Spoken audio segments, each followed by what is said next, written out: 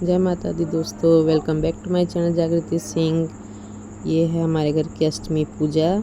चलिए आपको हम दिखाते हैं हमारे घर की अष्टमी पूजा, कैसे हम लोग अपने घर में अष्टमी पूजा करते हैं, कन्या खिलाते हैं और अष्टमी और नवमी के दिन हमारे घर क्या क्या होता है। चलिए आप सबको दिखाते हैं। यहाँ हो गया कलश स्थापना। ये देखिए, ये है गंगा नदी का मिट्टी और गंगा नदी का ही पानी, हम लोग गंगा जल ही इसमें भर के रखते हैं मटकी में। और इस पे मिट्टी का बनाया हुआ ही प्लेट है जिसमें चावल भर के रखते हैं। आम के पत्ते को अंदर डालते हैं, इसमें एक डालते हैं सिक्का, उसके साथ डाल थोड़ा सा फूलों की माला और उसमें हम लोग माता रानी को देखिए पहना देते हैं।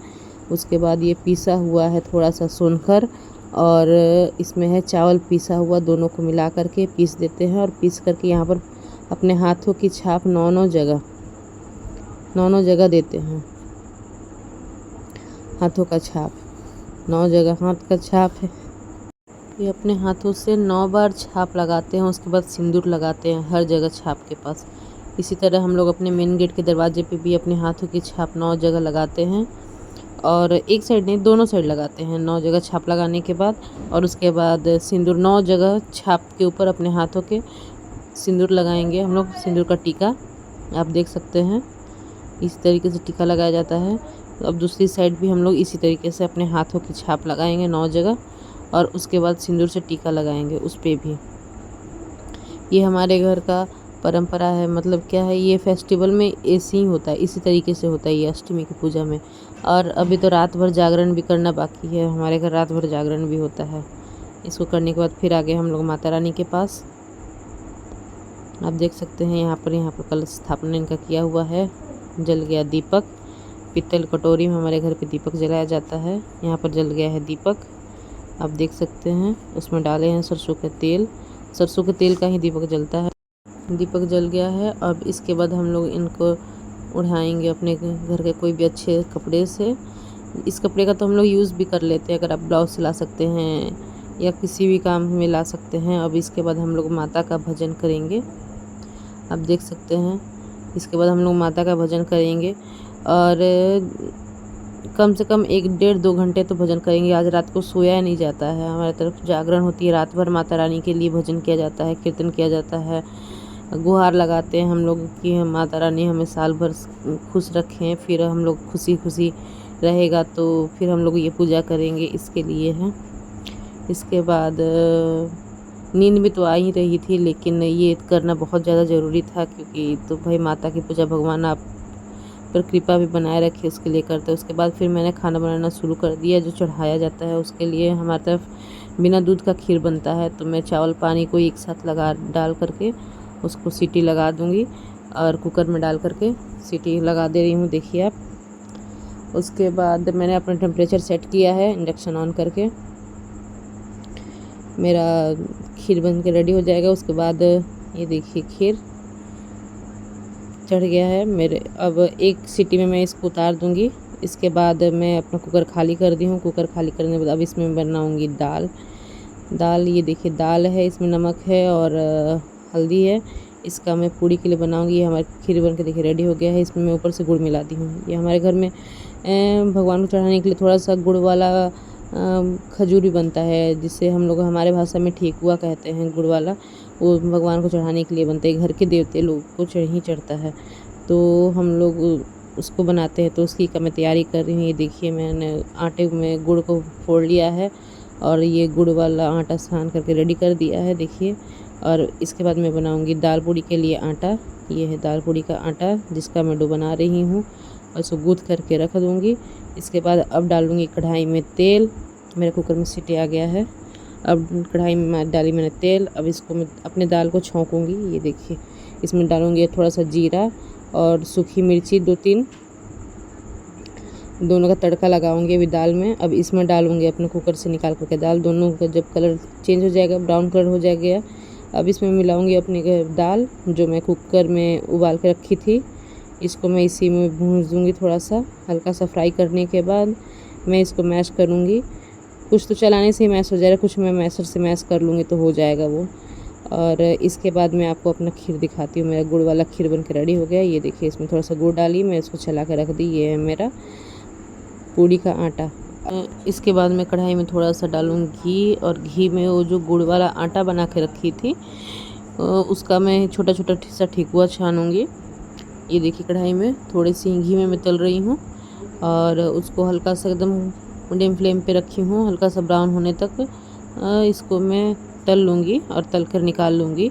इसके बाद मैं इसमें डालूँ कढ़ाई में रिफ़ाइंड डालने के बाद मैं अपना पूड़ी का डो तैयार करके जो रखी हूँ उसमें वो जो बना के रखी थी वो दोनों डाल करके मैं अपना दाल वाली पूड़ी बनाऊँगी।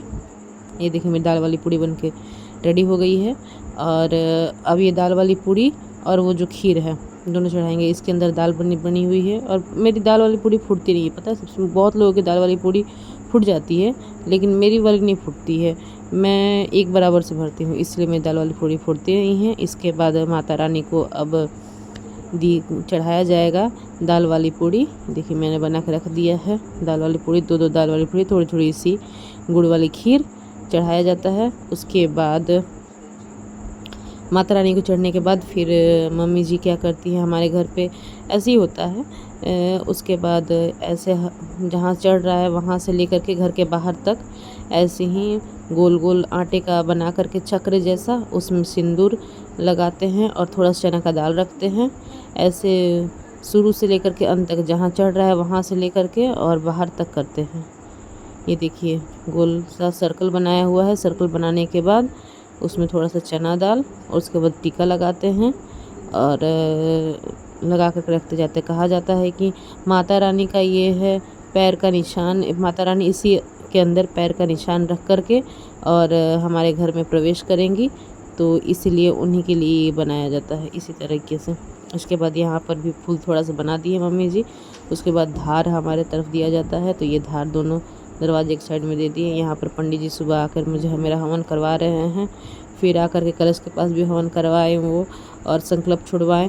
उसके बाद मेरा यहाँ का पूजा कंप्लीट हो गया है। अब हमारे घर में ना ये होता है, क्या बोला जाता है, खप्पड़ दिया जाता है। आपके घर बताइएगा क्या कहते हैं इसे। हमारे घर पे खप्पड़ कहा जाता है कि खप्पड़ दिया जाता है माता रानी को। तो इसके लिए एक ठो थाली में साड़ी सजा कर रख दिया जाता है और अपने ही घर के आंगन में बीच आंगन में नीचे मिट्टी रख के उसके ऊपर आग लगाया जाता है। ये देखिए उपला से आग लगाया जाता है, जो हमारी तरफ गांव में मिलता है उपला, उससे आग लगाया करके ऐसे बोझ करके रखा जाता है और इसके ऊपर मटकी रखा जाएगा। देखिए मैं आपको दिखाती हूँ मटकी। ये आग जब जल रेडी हो जाएगा अब इसके ऊपर रखा जाएगा मटकी। मटकी में है दूध और जैसे जैसे आग जलती जाएगा वैसे वैसे आग तेज होते जाएगा और दूध में उबाल आते जाएगा। उसके बाद यहाँ पर चढ़ाया जाता है साड़ी, एक माता रानी को नया साड़ी। ये देखिए हमारे दूध में उबाल आ गया है। अब इसमें मम्मी जी डालेंगी खीर। एक उबाल आ गया है, दूसरे उबाल में डालेंगे खीर। ये देखिए खीर का चावल, और ये है माता रानी को देने के लिए धार। ये देखिए धार दिला गया है।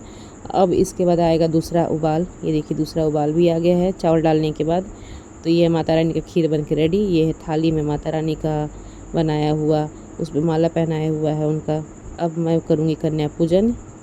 यहाँ देखिए मैंने बनाया तुरंत फटाफट हलवा कन्या को खिलाने के लिए। यहाँ पर फ्राई करते हुए मेरा हो गया काम ख़त्म। यहाँ पर बन गया है हलवा मेरा, देख सकते हैं आप।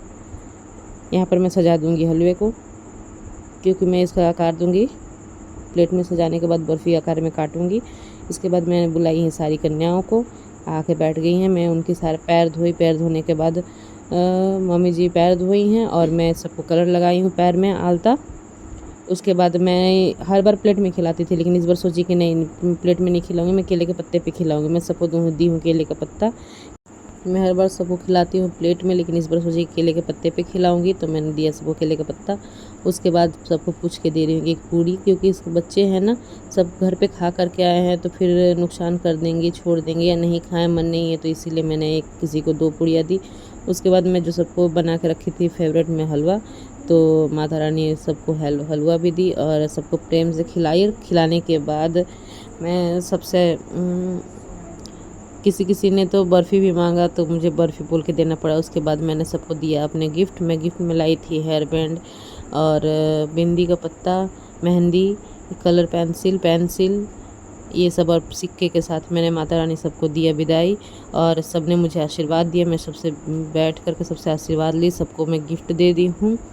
देने के बाद मेरा कन्या पूजन सफल हो गया। प्लीज़ आप लोग बताइएगा मेरा कन्या पूजन कैसा है, और कमेंट कीजिएगा, लाइक कीजिएगा, सब्सक्राइब कीजिएगा। आप सभी को जय माता दी दोस्तों।